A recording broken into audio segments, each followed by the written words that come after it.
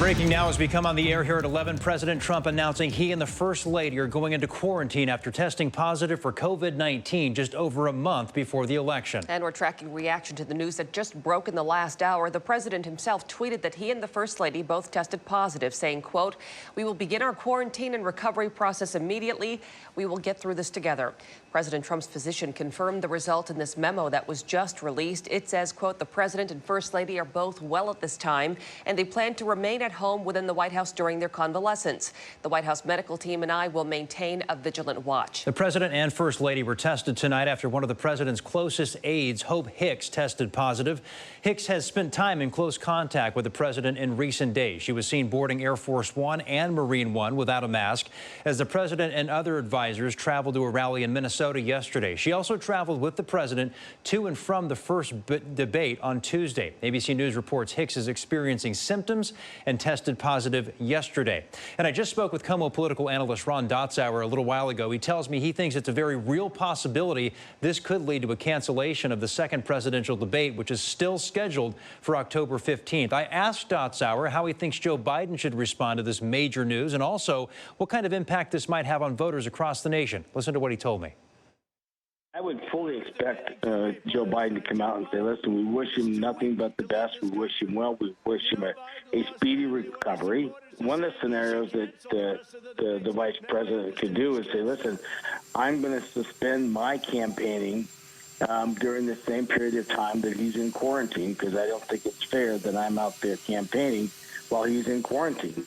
And strategically speaking, frankly, if I were counseling him, that's probably what I would recommend that he do during this period of time. It could easily go in the direction of that they gain more support, because people are going to be we're a very sympathetic and empathetic society, and yes, that certainly could be the scenario.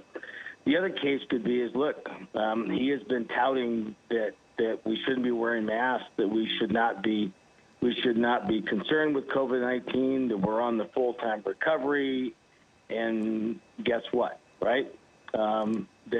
That he was now struck with a disease, and his unwillingness to do the appropriate things could be another question about, and its impact on the election come November 3rd as well.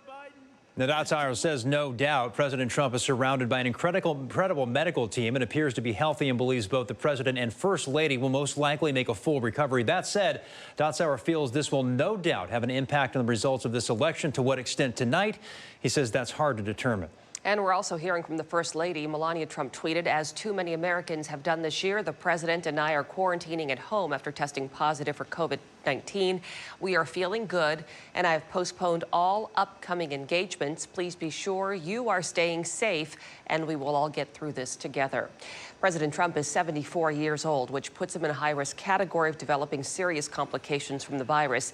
ABC Chief Medical Correspondent Jennifer Ashton tells us what medical care for the president will look like.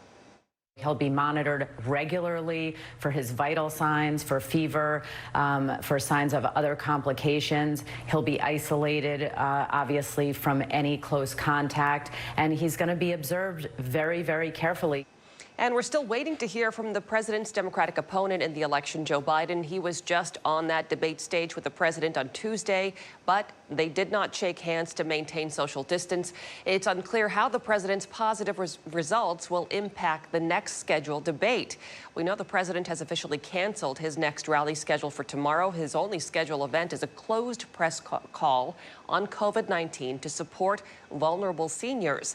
We'll continue to monitor this breaking news for reaction throughout the night and have updates for you during this newscast. Well, Preston, with the lodge now closed for at least a week, that means its would-be visitors will not be coming into town here and spending their money. And then there's the potential for exposure for those who did come by before anyone knew about this outbreak. Shops are hoping that the measures they had in place will keep them safe. Having started his business amid the pandemic, David Storm says he has done everything in his power to fend off the coronavirus. He's the owner of Buckshot Honey in Snoqualmie. I feel pretty confident that everybody here is safe. We follow all the rules. And just a few miles down the road at the Salish Lodge and Spa, an outbreak there has closed the doors with at least 23 workers and 2 guests infected. both of which would usually bring storm business. They send us a lot of really nice people, and I was concerned for the employees. Many shops along historic Railroad Avenue also rely on those customers. So you're at 2442. Phyllis Duzenak runs the Love Bug Pet Boutique. You never like to see a fellow business person struggling. Right now, it's too soon to say how big of an impact this will all have. Duzenak says restaurants, bars, and just about everyone else who calls Snoqualmie home are doing what they can to support one another. It's going to be hard on them, and then it'll have a trickle effect here in town as well. Preston, even though the city council voted to end the navigation team, other nonprofits are still doing street outreach. This new money could open up other places for homeless people to stay. With COVID-19 compounding the dangers of living outdoors, Seattle Mayor Jenny Durkin has a plan to spend $34 million for new shelter space next year. Having that money come in for everybody in case I need it again would be great. The proposal would open 425 shelter beds and pay for vouchers and rapid rehousing programs. DESC shelters homeless people at a hotel in Renton, and the mayor wants to lease another 300 rooms at local hotels. We think hotels are an option. We think tiny houses are an option. Sharon Lee with the Low Income Housing Institute hopes to add 3 more tiny house villages around Seattle. She says it's critical with winter approaching. We need someplace safe immediately. And I think the way you can do that is put people in hotels or put them in tiny houses.